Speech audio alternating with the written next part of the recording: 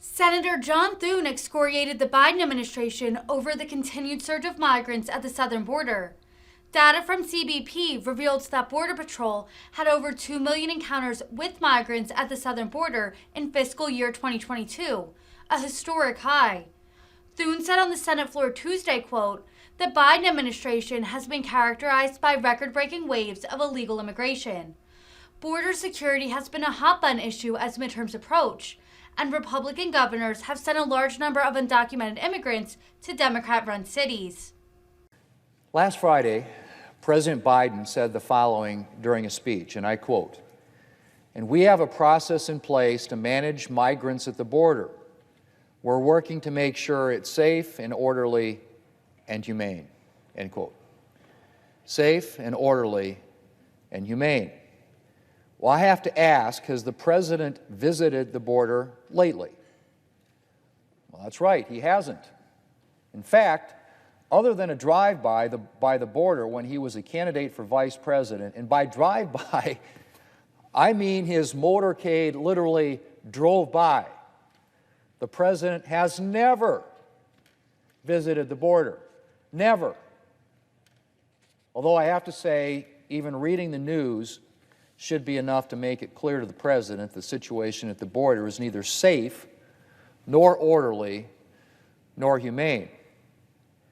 Mr. President, in case the president isn't clear about what's happening at the border, let me just read from one news story from last week. This one was from NBC News, and I quote, "A new surge of migrants is overwhelming the Border Patrol and shelters in El Paso, Texas, where nearly 1,000 have been released near bus stations over the past week in hope that they will find their own way to their next destinations in the United States," end quote.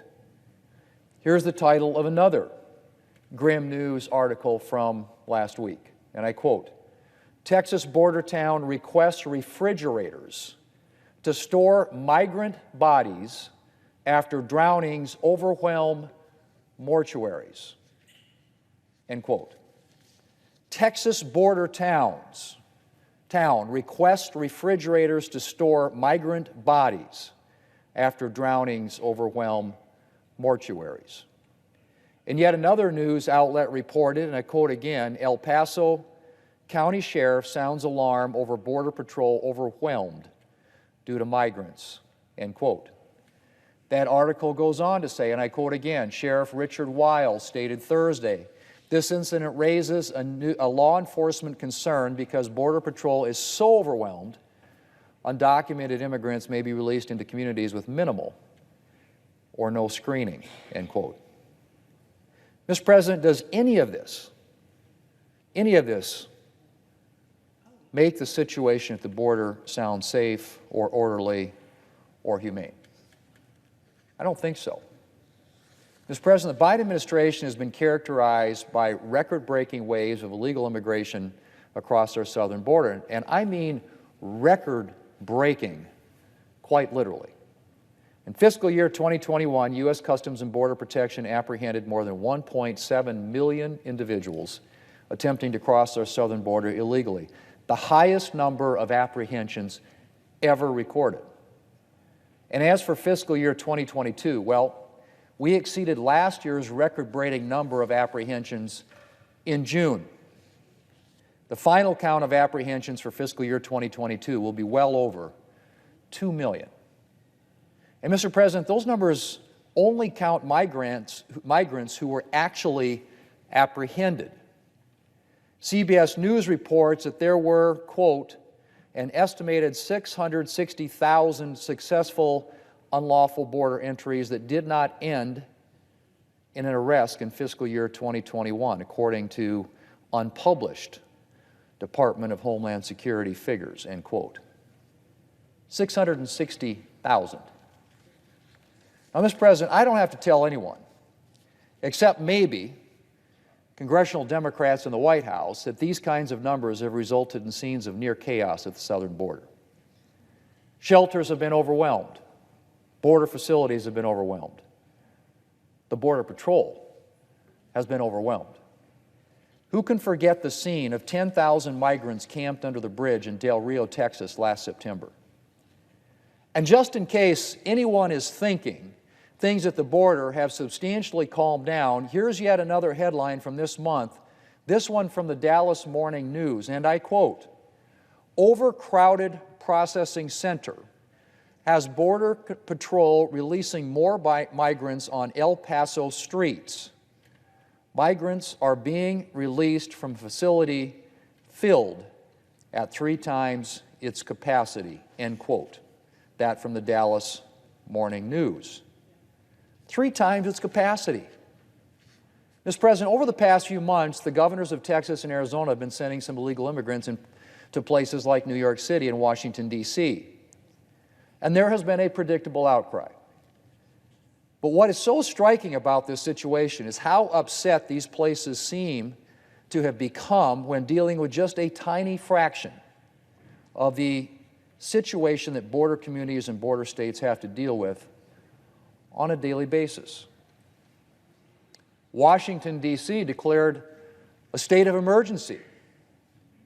The New York City mayor was outraged. Mr. President, while I'm in no way dismissing the challenges of dealing with thousands of illegal immigrants, let me just put this situation in perspective for a minute. Washington, D.C., a city of around 700,000 people, has received somewhere around 9,400 migrants over a span of 5 months. New York City, a city of around 8.4 million people, hasn't even received as many as Washington, D.C. Compare that with the situation in Eagle Pass, Texas, a town with a population of just 29,000, which sees 10,000 migrants a week. A week. Mr. President, for a party that likes to pride itself on compassion, the lack of compassion Democrats in the White House display on this issue is really astounding. Even after catching a tiny glimpse of what it's like to deal with an influx of illegal immigration, Democrats have apparently zero compassion for the border communities and states that have to somehow manage the arrival of thousands of illegal immigrants on a daily basis, along with all the logistical and security challenges that involves. And there are real security challenges. Certainly, many of the migrants crossing our southern border illegally are simply looking for a better life, even if they're trying to circumvent legal pathways to enter. But there are also a lot of potentially dangerous individuals coming across our border and passing through border communities. Gang members, drug traffickers, human smugglers, and other criminals.